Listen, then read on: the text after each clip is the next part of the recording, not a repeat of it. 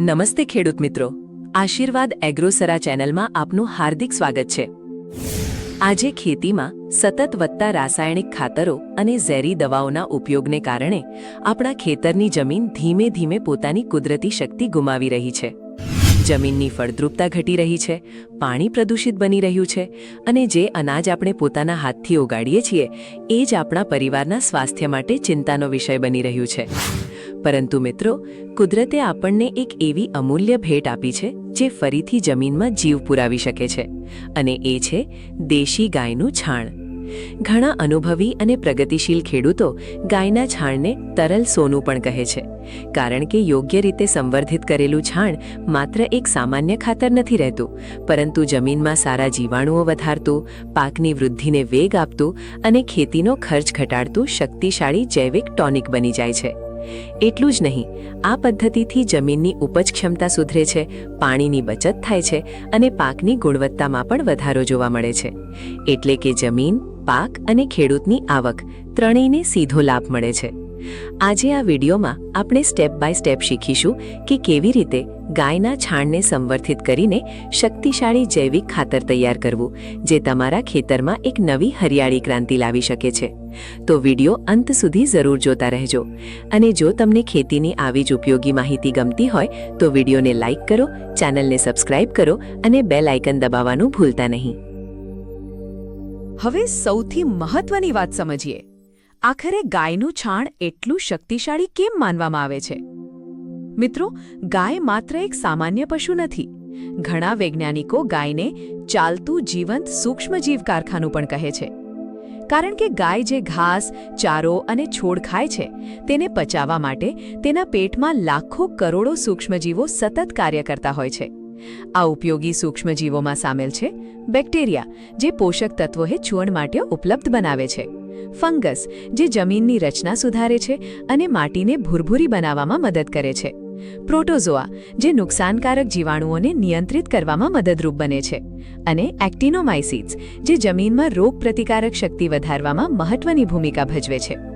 એટલે જ્યારે ગાય છાણ કરે છે ત્યારે આ બધા જીવંત સૂક્ષ્મજીવો પણ ખેતરમાં પ્રવેશ કરે છે અને જમીનને ફરી જીવંત બનાવવાનું કામ શરૂ કરે છે। હવે થોડું પોષક તત્વો વિશે પણ જાણીએ। સામાન્ય રીતે 100 કિલો તાજા ગાયના છાણમાં અંદાજે 300 ગ્રામ નાઇટ્રોજન, 100 ગ્રામ ફોસ્ફરસ અને 200 ગ્રામ પોટાશ જોવા મળે છે। સાથે સાથે તેમાં સારો જૈવિક કાર્બન પણ હોય છે, જે જમીનની ફળદ્રુપતા જાળવી રાખવામાં મદદ કરે છે। ગાયના છાણનું પીએચ પણ સામાન્ય રીતે સંતુલિત હોય છે, જેના કારણે જમીનની તાસીર સુધરે છે। પરંતુ મિત્રો, તેનો સાચો જાદુ શરૂ થાય છે સંવર્ધન પ્રક્રિયા પછી। જ્યારે આપણે છાણ, પાણી અને ઉપયોગી સૂક્ષ્મજીવોને ભેગા કરીને 15 થી 20 દિવસ સુધી યોગ્ય રીતે રાખીએ છીએ, ત્યારે અંદર જબરદસ્ત જૈવિક પ્રક્રિયા શરૂ થાય છે। હવા પસંદ કરનારા સારા બેક્ટેરિયા ધીમે ધીમે છાણને તોડવાનું શરૂ કરે છે। આ દરમિયાન તાપમાન પણ વધી શકે છે, જેના કારણે ઘણા નુકસાનકારક જીવાણુઓ નાશ પામે છે। સાથે સાથે પોષક તત્વો એવા સ્વરૂપમાં પરિવર્તિત થાય છે જે છોડ સરળતાથી શોષી શકે, અને ઘણા કિસ્સાઓમાં નાઇટ્રોજન, ફોસ્ફરસ અને પોટાશની અસરકારકતા પણ વધતી જોવા મળે છે। હવે સૌથી મહત્વનો ભાગ, આ શક્તિશાળી સંવર્ધિત જૈવિક ખાતર બનાવવાની સંપૂર્ણ પ્રક્રિયા શીખીએ। મિત્રો, જો આ પ્રક્રિયા યોગ્ય રીતે કરવામાં આવે તો ખૂબ ઓછા ખર્ચે ઉત્તમ ગુણવત્તાનું જીવંત ખાતર તૈયાર કરી શકાય છે। ચાલો પહેલા જોઈએ આ માટે કઈ કઈ સામગ્રીની જરૂર પડશે। સૌથી પહેલું મુખ્ય ઘટક, તાજું દેશી ગાયનું છાણ। લગભગ 20 કિલો તાજું છાણ લેવાનું રહેશે। તેની સાથે 5 કિલો સુભેર્યું છાણ ઉમેરવું, જેથી ભેજનું સંતુલન જળવાઈ રહે। હવે તેમાં આશરે 20 લીટર સાફ પાણી ઉમેરવાનું રહેશે। હવે વાત કરીએ ક્ષમતા વધારનારી સામગ્રીની। 1 થી 2 લીટર ગોળનું પાણી અથવા શેરડીનો રસ ઉમેરવાથી ઉપયોગી સૂક્ષ્મજીવોને પૂરતો ખોરાક મળે છે અને સંવર્ધનની પ્રક્રિયા ઝડપી બને છે। ત્યારબાદ અંદાજે 500 ગ્રામ દાળના છોલ ઉમેરવા। આ નાઇટ્રોજનનો સારો સ્ત્રોત છે, જે જીવાણુઓની વૃદ્ધિમાં મદદ કરે છે। સાથે સાથે 500 ગ્રામ ચણાનો ભૂકો અથવા અનાજની ભૂસી પણ ઉમેરી શકાય, જે મિશ્રણને વધુ સક્રિય બનાવે છે। હવે કુદરતી રોગ પ્રતિકાર માટે લગભગ 250 ગ્રામ લીમડાના પાન ઉમેરવા। લીમડો નુકસાનકારક જીવાણુઓને નિયંત્રિત કરવામાં મદદરૂપ બને છે। અને અંતમાં આશરે 100 ગ્રામ આદુ અને લસણની પેસ્ટ ઉમેરવાથી મિશ્રણની રોગ પ્રતિકારક શક્તિ વધુ મજબૂત બને છે। હવે જોઈએ જરૂરી સાધનો. આ સમગ્ર પ્રક્રિયા માટે 100 થી 200 લીટર ક્ષમતા ધરાવતો મોટો પ્લાસ્ટિક ડ્રમ અથવા ટાંકી જરૂરી રહેશે. મિશ્રણ હલાવવા માટે મજબૂત લાકડી રાખવી. બાદમાં ખાતર ગાળવા માટે જાળી અથવા કપડાની છળણી ઉપયોગી રહેશે. અને જો શક્ય હોય તો તાપમાન ચકાસવા માટે થર્મોમીટર પણ રાખવું, જેથી સંવર્ધનની પ્રક્રિયા યોગ્ય રીતે ચાલી રહી છે કે નહીં તેની ખબર પડે. સાથે સાથે લીટર અને કિલોગ્રામ માપવા માટેના સાધનો પણ તૈયાર રાખજો, જેથી સામગ્રીનું પ્રમાણ યોગ્ય રહે. ખેડૂત મિત્રો, જો અત્યાર સુધીની માહિતી તમને ઉપયોગી લાગી રહી હોય તો એક નાની વિનંતી છે. આ વિડીયોને એક લાઇક જરૂર કરજો, કારણ કે તમારો એક લાઇક આવી જ ઉપયોગી ખેતીની માહિતી વધુ ખેડૂતો સુધી પહોંચાડવામાં મદદ કરે છે. અને ખાસ કરીને આ વિડીયોને તમારા ગામના વોટ્સએપ ગ્રુપમાં જરૂર શેર કરજો, જેથી વધુ ખેડૂત મિત્રો રસાયણ મુક્ત અને ઓછી ખર્ચની ખેતી તરફ આગળ વધી શકે. જો તમે હજી સુધી આશીર્વાદ એગ્રો સરા ચેનલને સબસ્ક્રાઇબ નથી કર્યું તો અત્યારે જ સબસ્ક્રાઇબ કરો અને બેલ આઇકન દબાવી દો, જેથી ખેતીની દરેક નવી માહિતી તમને સૌથી પહેલા મળે. હવે શરૂ કરીએ સંવર્ધિત જૈવિક ખાતર બનાવવાની સંપૂર્ણ સ્ટેપ બાય સ્ટેપ પ્રક્રિયા. સૌથી પહેલું પગલું છે યોગ્ય તૈયારી. દિવસ 0 એટલે કે શરૂઆતના દિવસે સૌથી પહેલા જે ડ્રમ અથવા ટાંકી ઉપયોગમાં લેવાના હોય તેને સારી રીતે સાફ કરી લો. ખાસ ધ્યાન રાખવું કે તેમાં કોઈ રાસાયણિક દવા અથવા ઝેરી પદાર્થના અવશેષ ન હોય. હવે તાજું દેશી ગાયનું છાણ લો. શક્ય હોય તો તાજું અને પાણી સાથે ન ભળેલું છાણ પસંદ કરવું. ત્યારબાદ ડ્રમમાં આશરે 20 લીટર સાફ પાણી ઉમેરો. હવે તેમાં 20 કિલો તાજું છાણ અને 5 કિલો સુકાયેલું છાણ ઉમેરો. પછી લાકડીની મદદથી આ મિશ્રણને 10 થી 15 મિનિટ સુધી સારી રીતે હલાવો. મિત્રો, આ પ્રક્રિયા માટે એવી જગ્યા પસંદ કરવી જ્યાં તાપમાન સામાન્ય રીતે 20 થી 30 ડિગ્રી સેલ્સિયસ વચ્ચે રહે. હવે આવે છે બીજું મહત્વનું પગલું, પોષક તત્વો ઉમેરવાનું. પહેલા આશરે 500 ગ્રામ ગોળને 1 લીટર પાણીમાં ઓગાળી લો. આ ગોળ ઉપયોગી બેક્ટેરિયાને ઊર્જા અને ખોરાક પૂરું પાડે છે. હવે 500 ગ્રામ દાળનો ભૂકો ઉમેરો. આ વધારાના નાઇટ્રોજન માટે ખૂબ ઉપયોગી છે. ત્યારબાદ 250 ગ્રામ સુકાયેલા લીમડાના પાનનો ભૂકો ઉમેરવો. લીમડો નુકસાનકારક ફૂગ અને જીવાણુઓને નિયંત્રિત કરવામાં મદદ કરે છે. હવે અંદાજે 100 ગ્રામ આદુ અને લસણની પેસ્ટ ઉમેરો. તેમાં 35 ગ્રામ આદુ અને લગભગ 65 ગ્રામ લસણ લઈ શકાય. આ કુદરતી રીતે રોગપ્રતિકારક શક્તિ વધારવામાં મદદરૂપ બને છે. હવે 500 ગ્રામ ભૂસી અથવા ચણાનો ભૂકો ઉમેરો, જેથી ભેજનું સંતુલન જળવાઈ રહે. ત્યારબાદ આખા મિશ્રણને લગભગ 20 મિનિટ સુધી સારી રીતે મંથન કરો.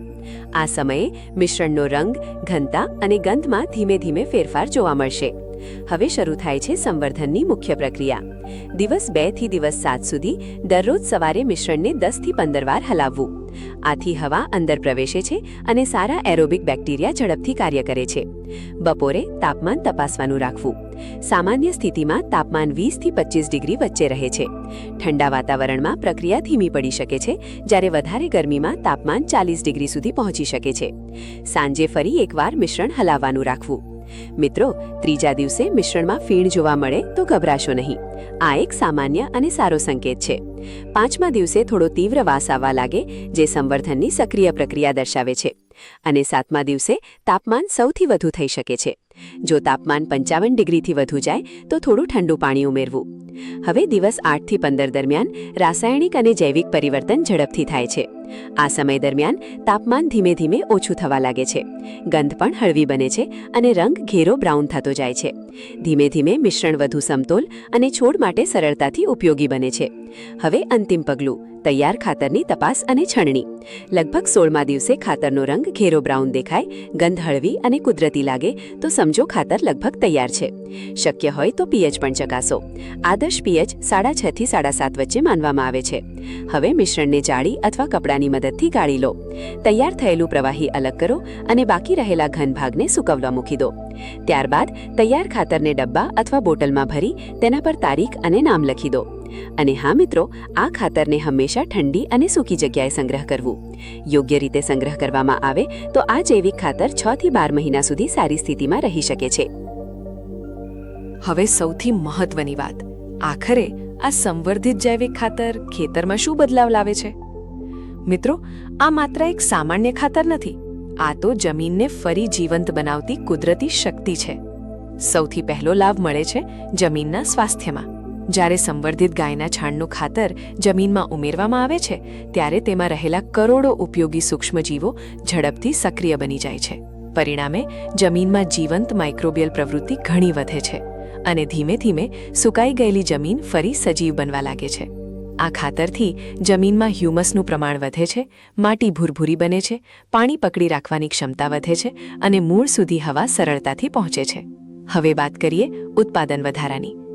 ઘણા ખેડૂતોના અનુભવ મુજબ આ જૈવિક ખાતરના નિયમિત ઉપયોગથી શાકભાજી અને અનાજના ઉત્પાદનમાં નોંધપાત્ર વધારો જોવા મળ્યો છે. ટમેટા, રીંગણ, પાલક, કોબીજ અને અન્ય શાકભાજીમાં 20થી 50% સુધી વધારે ઉત્પાદન મળવાના પરિણામો પણ જોવા મળ્યા છે.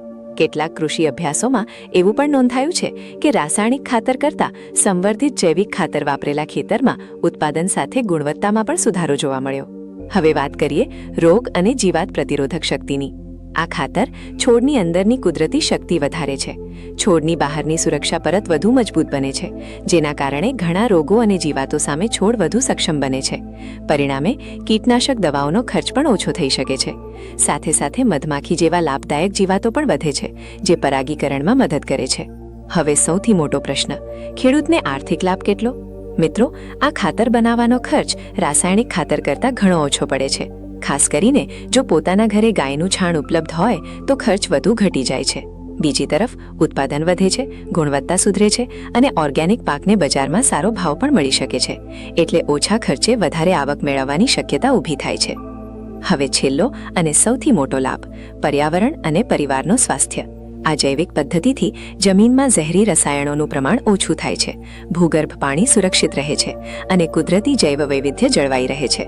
સાથે સાથે રસાયણ મુક્ત અને વધુ પોષણયુક્ત શાકભાજી આપણા પરિવાર સુધી પહોંચે છે.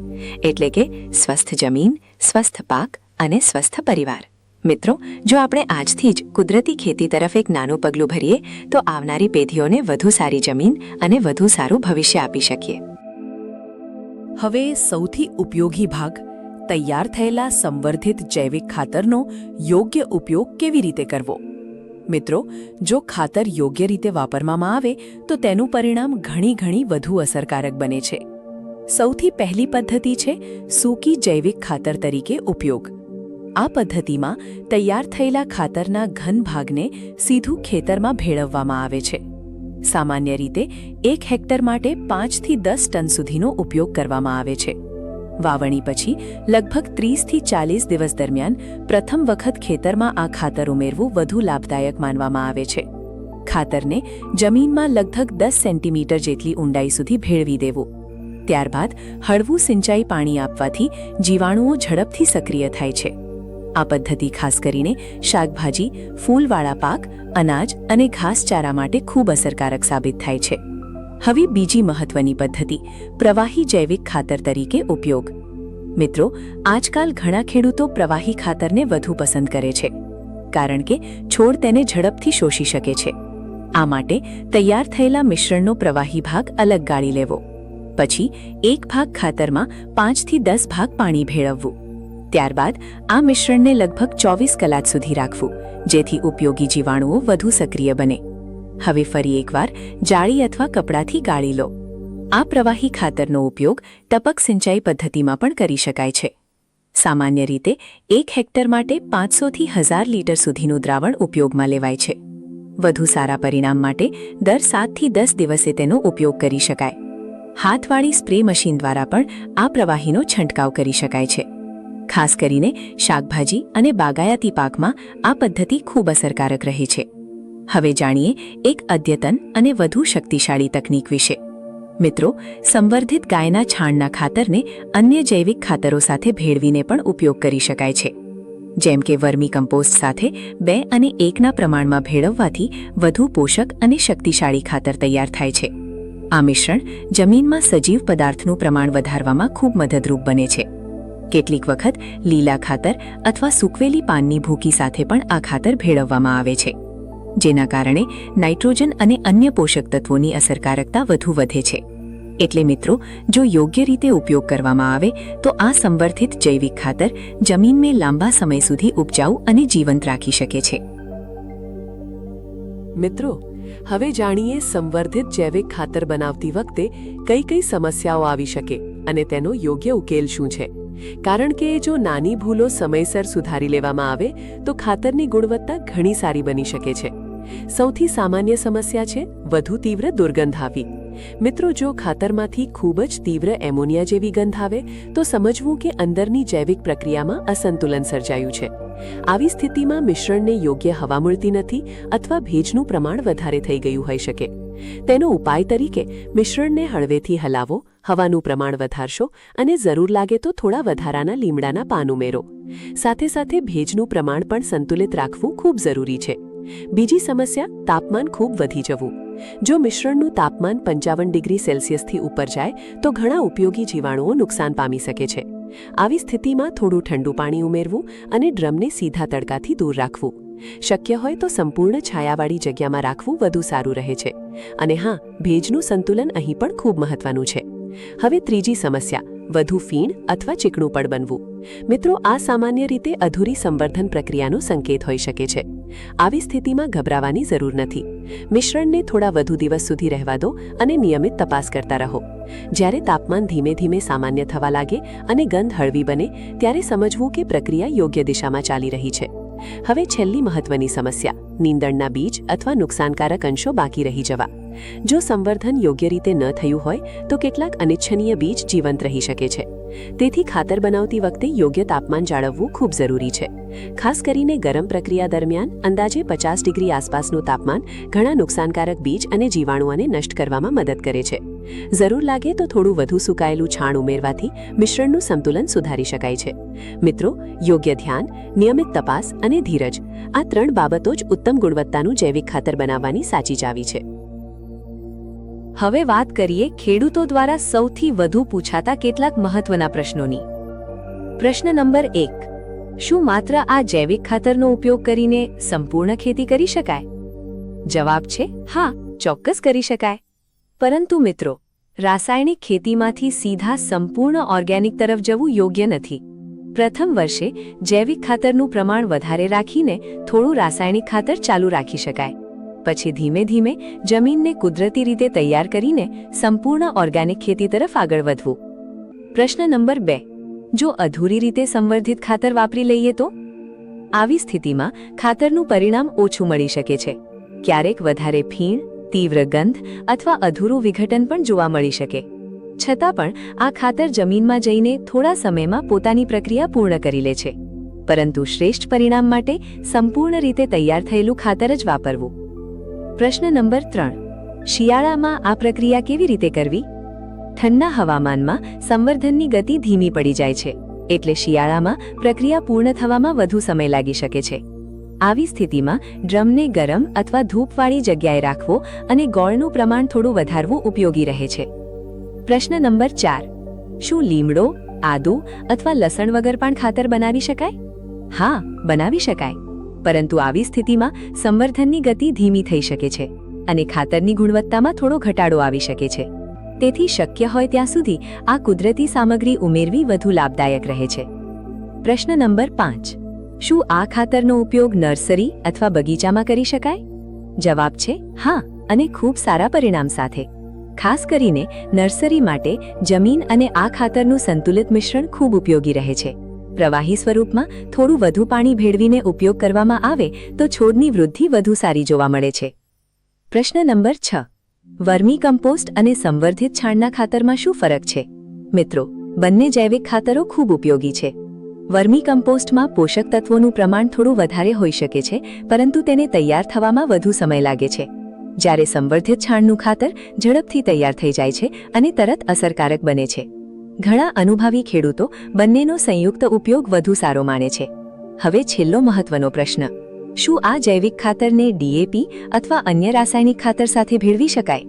સીધું ભેળવવું યોગ્ય માનવામાં આવતું નથી, કારણ કે કેટલાક રાસાયણિક તત્વો ઉપયોગી જીવાણુઓને નુકસાન પહોંચાડી શકે છે.